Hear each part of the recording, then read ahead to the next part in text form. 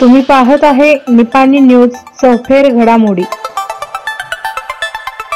खानापूरचे तहसीलदार प्रकाश गायकवाड व निपाणीतील सामाजिक कार्यकर्ते नवनाथ चव्हाण यांच्या घरावर लोकायुक्तांचा छापा। कर्नाटक राज्यातील अनेक भ्रष्ट अधिकाऱ्यांवर आज सकाळी लोकायुक्तांनी छापा टाकला। यामध्ये खानापूर तहसीलदार प्रकाश गायकवाड यांच्या घरावरील लोकायुक्त अधिकारी यांनी छापा टाकून कागदपत्राची तपासणी सुरू केली। तर काही माहितीच्या आधारे तक्रार मिळाल्यानंतर लोकायुक्त अधिकाऱ्यांच्या पथकाने निपाणीतील सामाजिक कार्यकर्ते नवनाथ चव्हाण यांच्या घरावरही छापा टाकून महत्त्वाची माहिती ताब्यात घेतली।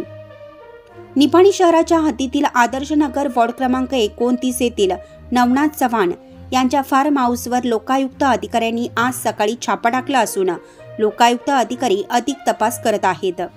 या पडलेल्या छाप्यामुळे निपाणीतील अनेक लोकांचे धाबे दणाणले असून 10 ते 12 अधिकारी मिळून त्यांच्या घरी माहिती घेत आहेत। या घटनेमुळे निपाणी शहर व ग्रामीण भागात भीतीचं वातावरण निर्माण झालं असून सर्वत्र खळबळ उडाली आहे।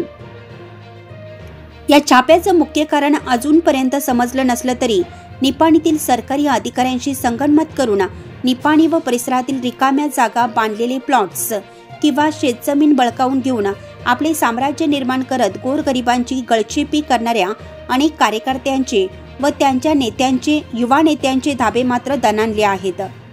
कारण निपाणी परिसरातील आजची धाड म्हणजे फक्त हेमनगराचे ठोक आहे, अशी दबक्या आवाजात चर्चा परिसरात होत आहे।